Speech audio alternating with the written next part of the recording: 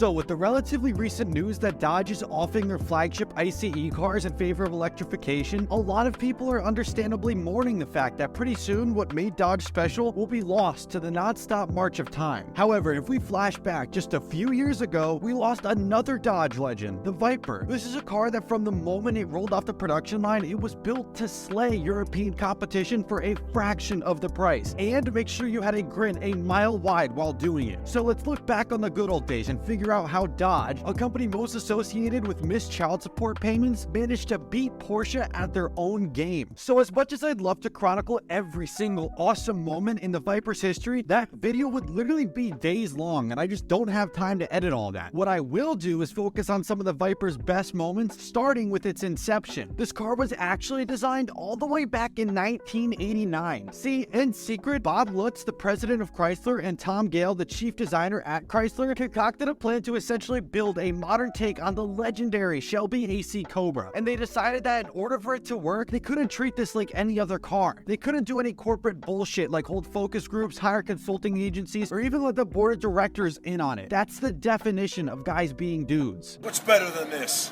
Guys being dudes. Just imagine if you and your best friend were like, you know what? Let's just build a car, but not like a standard Econo box. Let's do a modern take on a classic legend, like say a Ferrari F40. Oh yeah, and just tell absolutely no one about it. Anyways, at first, things started out more as just kind of like a joke. Come on, it's just a goof. You know, just making like a simple clay model, nothing more. But then, similar to gambling addicts, they just wanted one more hit, you know what I mean? So building a concept out of sheet metal couldn't hurt, right? So they did just that, and the no-fun suits on the board of directors were so impressed with how the vehicle turned out just as a concept that they gave Bob and Tom the green light to showcase it at the North American International Auto Show. Now, when I tell you people went rabid for this thing, I mean the line of 45-year-old men in loveless marriages with beer bellies was all the way out of the convention center, and that was just to see this thing. But in all seriousness, you gotta remember, people always go berserk when they see a concept car, but the demand for this car was so high that Bob and Tom gave the head Viper designer, Roy, whatever the hell that name is, the green light to start getting the gears turning for production. However, once the bigwigs heard it was gonna get the green light for production, the GOAT of the American automotive industry, a little known guy called Lee Iacocca, put a delay on the $70 million needed to create this beast, with him implying it would be a lot to spend on a car that wouldn't guarantee success. I know it's our job to help this guy and everything, but I think this guy's a lost cause. Yeah, we'll see how that worked out for him later. Anyways, that Roy guy was told to build a team of the best designers to build this monster of a car, and after selecting 85 guys and gals, the team got to work making the best supercar the world had ever seen up until that point. And what they came up with was this.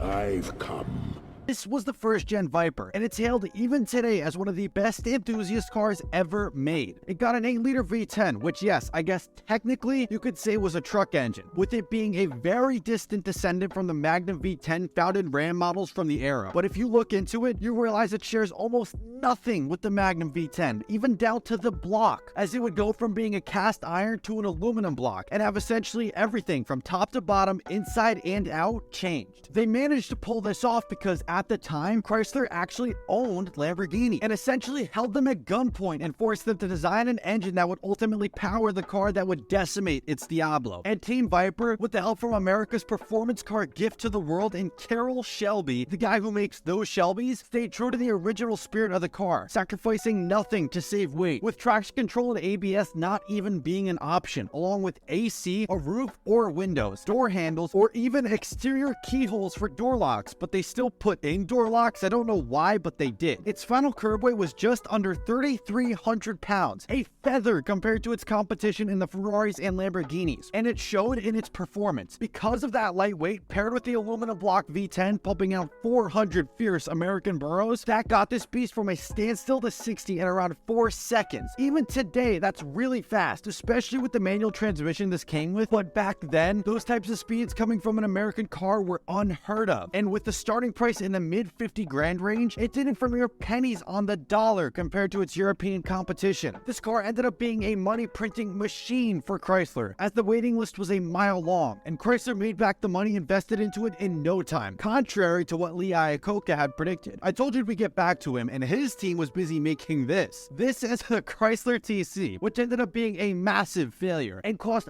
5 times as much as the Viper to develop. Now, I'm going to skip over a lot of history and focus on the final gen Viper, the VX, because this is not only peak Viper, but in my opinion, peak supercar. Now, prior to this car being announced, the Viper had actually been on hiatus, as sales had plummeted to a trickle, and that paired with the 2008 economic crisis meant that it wasn't really an option to do these fun little side quests. However, in 2010, at a private meeting between Dodge and their network of dealers, it was revealed that plans were being put into motion to bring the Viper back, this time with a vengeance. And we really didn't have to wait long, because at the 2012 New York Auto Show, the 5th gen Viper was unveiled and everyone went just as ballistic as when the OG Viper dropped. This is a car that even today still looks stunning, and keep in mind, it was unveiled more than a decade ago. This Viper got an enhanced version of the same basic V10, but it had been stroked out to 8.4 liters and pumped out 640 horsepower without the assistance of any forced induction, which is just awesome. This Viper was pretty different than its ancestor though, as it had creature comforts like AC, door handles, windows, and even a roof.